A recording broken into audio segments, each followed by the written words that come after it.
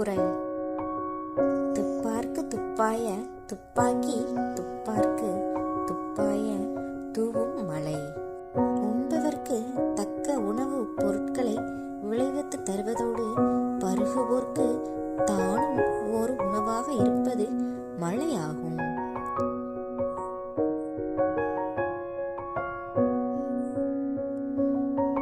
ஆறுமுகத்திற்கு 70 வயது நிரம்பியிருக்கும்.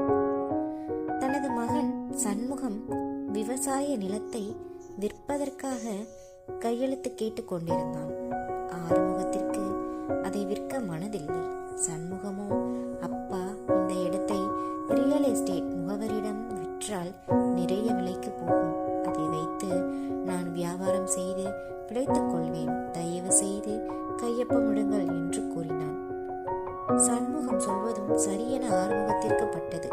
முன்காலத்தில் பருவமழை தவறாது பெய்து அந்த மழையால் விவசாயம் செழிப்பாக இருந்தது.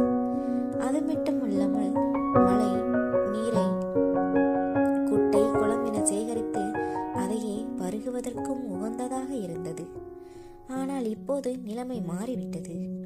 முன்காலத்தில் தனக்கு உணவுப் பொருள் விளைய காரணமாக இருந்த, தனக்கும் உணவாக இருந்து மழை இப்பொழுது கால மாற்றத்தினாலும் மரங்களை வெட்டி அடுக்குமாடி குடியிருப்புகள் கட்டுவதினாலும் விவசாய நிலங்கள் அழிந்து தொழிற்சாலைகள் அமைப்பதனாலும் தன் மகனுக்கு உதவாமல் போனது என்று நினைத்து கண்ணில் நீர் வழிய கையொப்பமிட்டார்.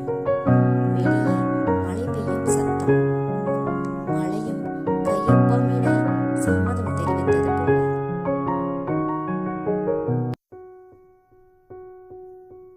கலைஞரின் விளக்கம். யாருக்கு உணவுப் பொருட்களை விளைவித்து தர மழை பயன்படுகிறதோ அவர்களுக்கே அந்த மழை அவர்கள் அருந்தும் உணவாகவும் ஆகி அரிய தியாகத்தை செய்கிறது.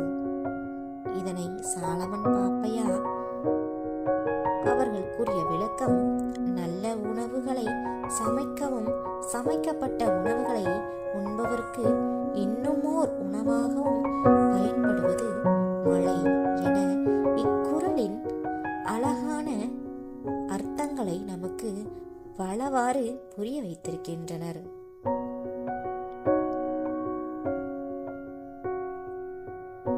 நன்றி.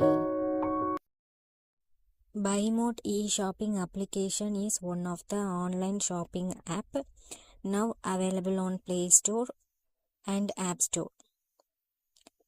Click below link and install application. Thank you.